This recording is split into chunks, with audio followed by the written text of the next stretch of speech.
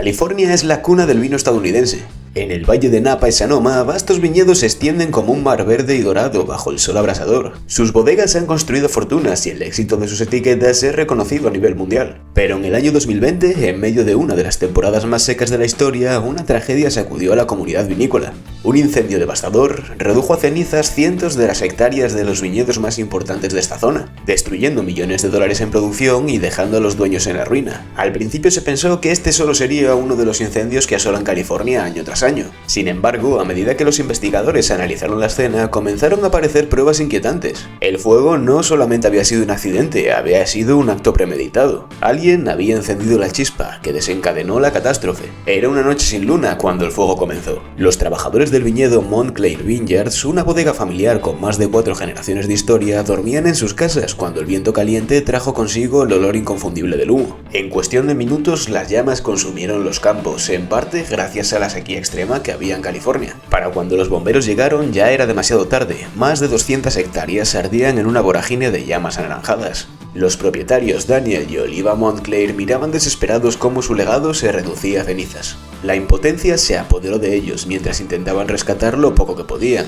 No solo estaban perdiendo su cosecha, sino también los barriles donde envejecían sus vinos más preciados y la bodega histórica que había sido construida por su bisabuelo. Las llamas finalmente se extinguieron al amanecer, pero el daño ya estaba hecho. El viñedo había desaparecido, el suelo estaba calcinado y el aire olía a cenizas y desesperanza. Lo que más les dolía a los hermanos no era la pérdida económica que suponía, sino la sensación de que ese fuego había sido intencionado. Días después, los investigadores del Departamento de Bomberos y la oficina del sheriff del condado de Sonoma comenzaron a analizar el punto de origen del incendio. Lo que encontraron les dejó perplejos. Entre las cenizas hallaron restos de un acelerante químico, lo que jamás se encuentra en incendios forestales naturales.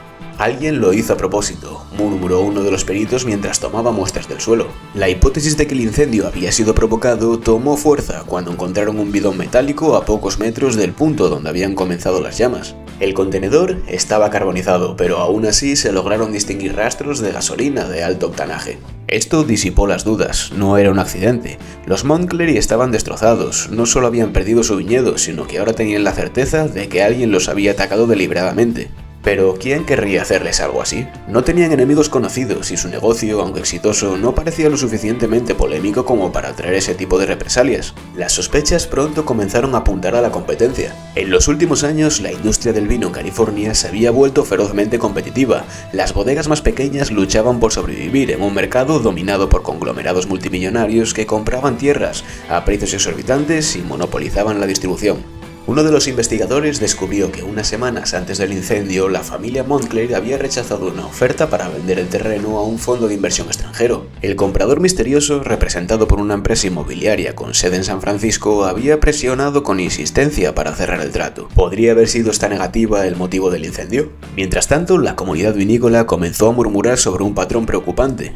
En los últimos 3 años, varias bodegas en la zona de Napa y Sonoma habían sufrido incendios similares. En algunos casos, los dueños habían perdido todo y se habían visto obligados a vender las tierras a precios irrisorios, terminando en manos de grandes corporaciones. Con todas estas pistas en mano, las autoridades decidieron tender una trampa. Colocaron vigilancia encubierta en otras bodegas que recientemente habían rechazado ofertas de compra sospechosas. Fue cuestión de semanas antes de que algo sucediera. Una noche, en un viñedo cercano al de los Montclair, un guardia de seguridad avisó de que había visto a 2 individuos sospechosos portando bidones de gasolina. La policía actuó de inmediato y capturó a los sospechosos infraganti.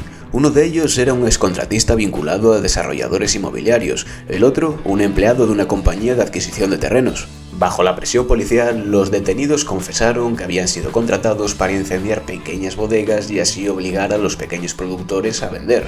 Los compradores, protegidos por un entramado de empresas pantalla, obtenían terrenos a una fracción de su valor real. Era un esquema perfecto, sin tierras para cultivar, las bodegas no tenían más opción que vender.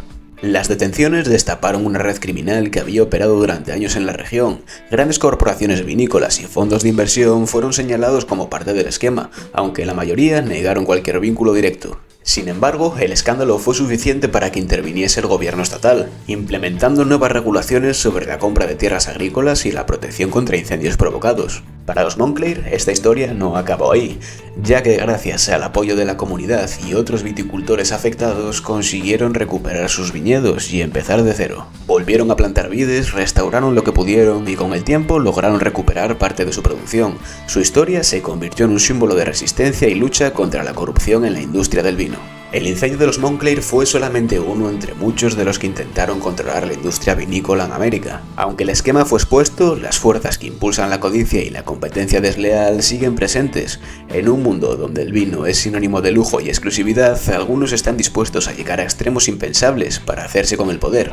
Así que hasta aquí el vídeo de hoy, espero que la historia te haya gustado y todas esas cositas, así que nada, si ha sido así, dale a like, si no te ha gustado, dale a que no te gusta, suscríbete para más cositas e historias acerca del mundo del vino y nos vemos en el siguiente.